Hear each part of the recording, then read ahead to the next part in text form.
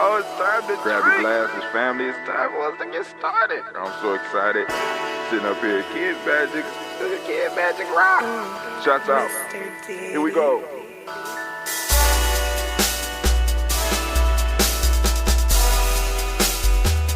Drink your water. Come on, drink your water, but first, take your breath and drink some water. Take your breath. Take your breath and drink some water. Take your breath. Take your breath and drink some water. Take your breath. Drink.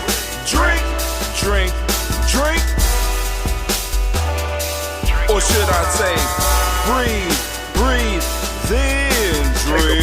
Take a breath. Take your breath. Now, we are in the house. Let me go and take this music down. I want to send shots out before we started. First off, family, let's do this. First, thank you for joining us on the Daily Spark. I am Brother Hot Tim. Of course, you know, this is a Heart of December production. All day, every day. Now, next, I want to make sure you like, subscribe, share, and most importantly, make comments. I want to send shots out to my executive producer, Miss Tiandra Finch, because every time Brother Hot Tim is up here messing up, she like, you got to do this, you got to do that, you got to do this. So she was telling me about y'all not being able to hear, because yesterday I know I messed up with the music, but even with the applause and things like that, I have to wait until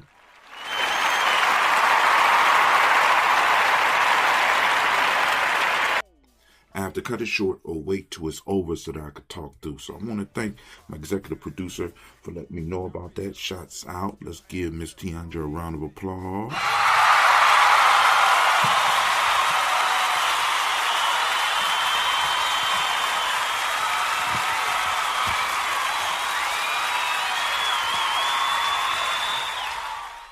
All right, I want to say great Ujima to each and every last one of you. We are standing firmly on the day of Ujima during the week of Kuumba. So we want to give all the Ujima babies a round of applause. Let's give it a clap it up, clap it up, clap it up.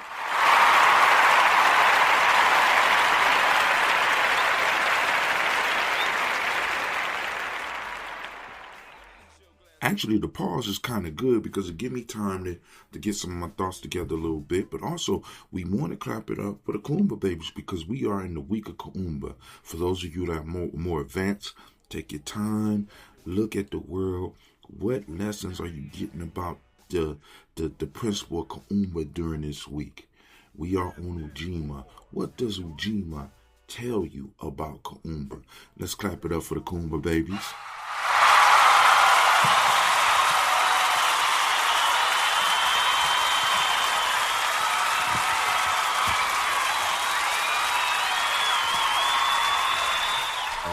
All right. So let's move on and let's do the show because I'm running. I'm not gonna say always, but I'm running late.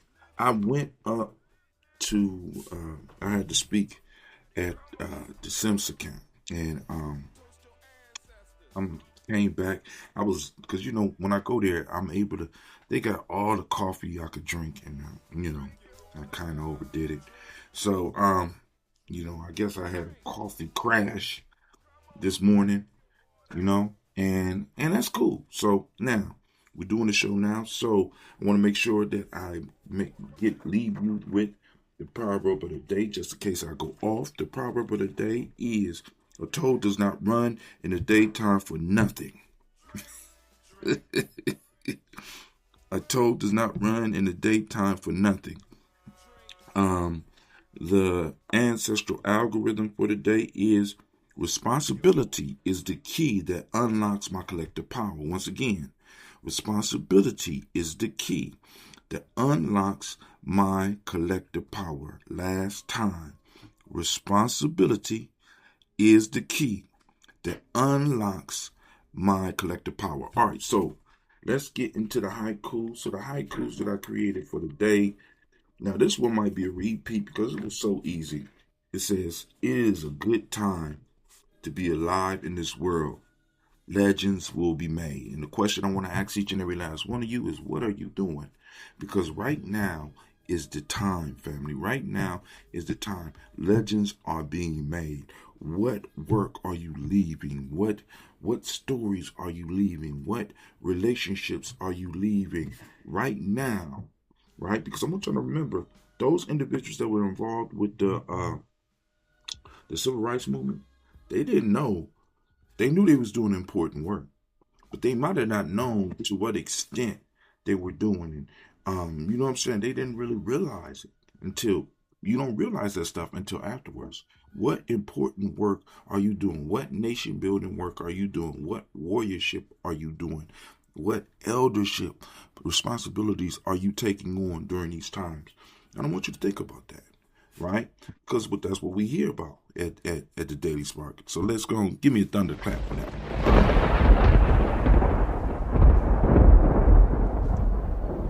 I'm practicing. I'm trying. I'm trying to sit through. I might give you some shorter effects, right? But anyway, next one. Things appear to be out of order, but step back and open your eye.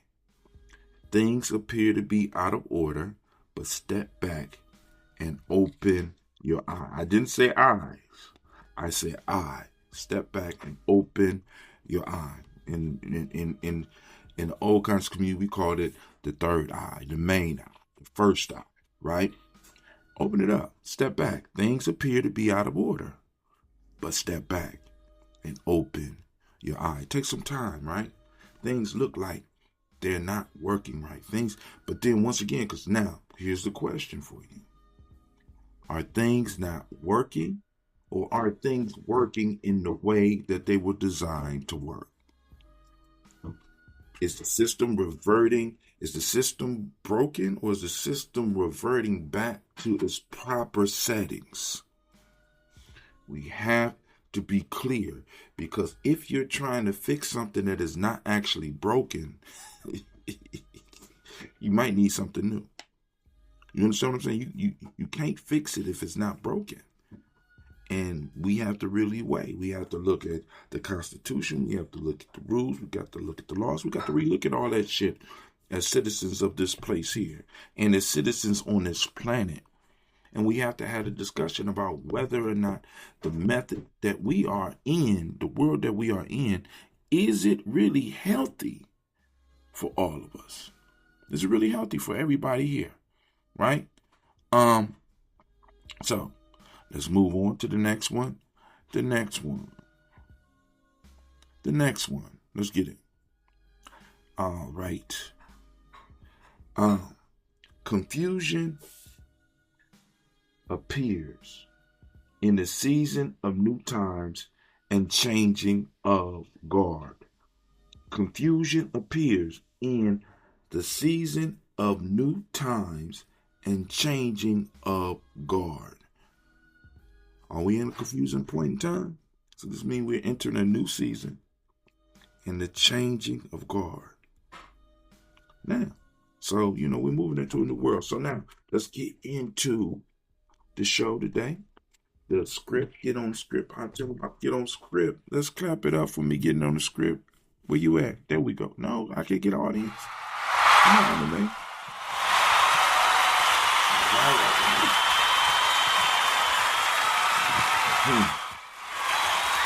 All right, here we go. The haiku for the day, the official haiku: toes run in the day, shed the weight of lonely miles, we rise in the blue. Greetings. Greetings, tribe. Step into the circle. Pull the breath deep down into your kuumba spot. The space located 2 inches or 2 fingers below your navel, your belly button. Inhale for a count of 4, 3, 2, 1. Hold. 2, 3, 4. Exhale. 2, 3, 4, 5, 6. Hold. 2. Again, breathe in. 2, 3, 4. Hold. 2, 3, 4. Exhale. 2, 3, 4, 5, 6. hold, 2. That's that rhythmic breath, family, right? Feel the Ashe, filling your lungs from the bottom up, aligning the mind, anchoring the body, and tuning your frequency to the potent center. We do not move accidentally. We move with purpose and on purpose. On this day, Ujima, we stand firmly on the ground of collective work and responsibility. The color of the day is that royal blue, that light blue. Our ancestral algorithm whispers a profound software command. Responsibility is the key that unlocks my collective power. Say it, come on, I said it enough. Y'all got it. Responsibility is the key that unlocks my collective power. But look at the landscape. The modern world tries to trap us in isolation, chasing hyper-individualized survival, viewing each other merely as material objects to exploit. Terrible things happen when people are viewed as material. Now, hold on. That is directly from the African openings to the Tree of Life. Terrible things happen when people are viewed only as material. We turn into isolated beasts chasing individual survival, completely blind to the fact that all existence is an interconnected network of cosmic energy. This is a false frequency. It breeds blame, shame, guilt, anger, and fear. These negative passions drain your Ashe and leave your spiritual and economic fields barren. Our ancestors left us a cold course that compressed into the soil of the Yoruba and Igbo wisdom. A toad does not run in the daytime for nothing, right? I want y'all to think about that. Think about that. A toad is a nocturnal creature. It belongs to the cool, quiet shadows of night. If you see a toad hopping frantically in the blinding, scorching heat of the midday sun, you know with absolute certainty that something under the surface is moving. Either something is chasing it or it is chasing something of vital survival. Its daytime run is a visible symptom of a deeper, invisible force. We need to be able to watch for these signals, right? You know, it's another proverb that's very similar to this, that when I first heard this concept, it says, if you see an old man running, you should join him. You know what I'm saying? Because certain things only happen when shit is not right, right? And we just had a proverb, maybe, was it last week, where we talked about, in the midst of a fire, the chameleon must give up its majestic walk. You know, I want to think about that. You know what I'm saying? Certain changes have to happen when we start noticing these changes. A toad is hopping in the daylight. A whole bunch of animals. In fact, here's a story. General Lee had during the Civil War. Here's one of the stories. General Lee, of course, for the South, he was out fighting everybody because he would outsmart people. And he was fighting a larger northern aggressor. You know, this probably was right before black folks got involved in the war. Anyway, he would end up sneaking up on certain battalions. And what he would do is, because these troops would be hungry and tired, so he would take his group and he would have them crawl through the bush, right? Being hungry, these individuals didn't pay attention to the fact that these animals is just coming, running out the bush. No, being hungry, they start chasing animals down and start killing them and eating them. Thinking, oh, we've been blessed. When in fact, these animals were responding to a force that they didn't know was coming. And you know what happened, right?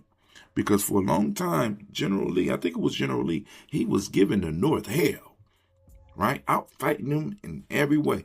So that's an example of that toad running. When you see it, you need to ask questions. Why are these animals running towards us? What's in the woods? Maybe we need to be running with the animals. Or maybe we need to be preparing ourselves for what's about to come out that bush, right? But anyway, let's get into it. Let's get a round of applause for the thoughts.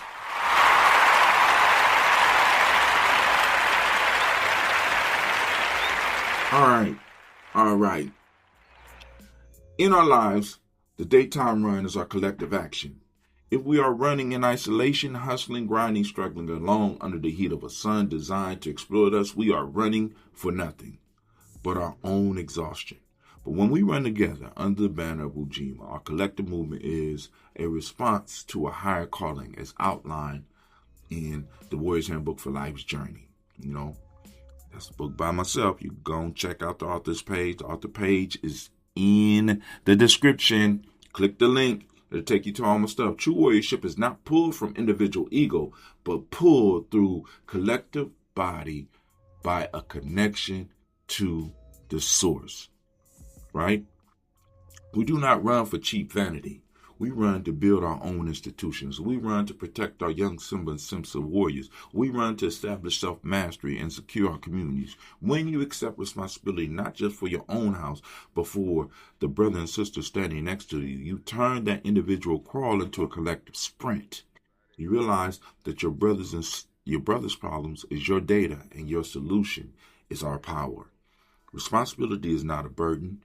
It is the specific cryptographic key that unlocks the collective vault of our ancestral ashes. Remember the key from yesterday's proverb? I think it was yesterday. To fully step into Ujima, the tribe must actively practice the subtractive approach of self-mastery. Of course, is via negativa, right? We must scrape off the toxic buildup of hyper-independence, cut the noise of the self-made lie that tells you that you owe nothing to the collective, drop the heavy weight of isolation, and release the false narrative that you must carry the world on your lone shoulders. Scrape off the fear of being vulnerable with your people. When we shed these unnecessary illusions, we uncover the pristine, diamond-hard baseline of tribal unity. Your movement becomes a dedicated response to the elevation of the tribe. Let us step onto the field together. Let us weed out the negativity and plant the seeds of peace, power, and joy. With that, I say, Ashe. Family, make sure you go down into the description. You know what I'm saying? You click the link. You could become part of the Telegram group. It's free. We have deeper discussions there. In fact, I got to post up the stuff on here. The only thing I posted up this morning was the Proverbs. I got to do all right. Anyway, I'm going to take care of that. But family, go down there, click the link, sign up, and also like, share, subscribe, right? Like, share, subscribe, and most important, comment. Yo, and this is Brother Artemi. You know what that means? You are now listening to Nyame Journey Radio. This is a Heart of a Symbol production.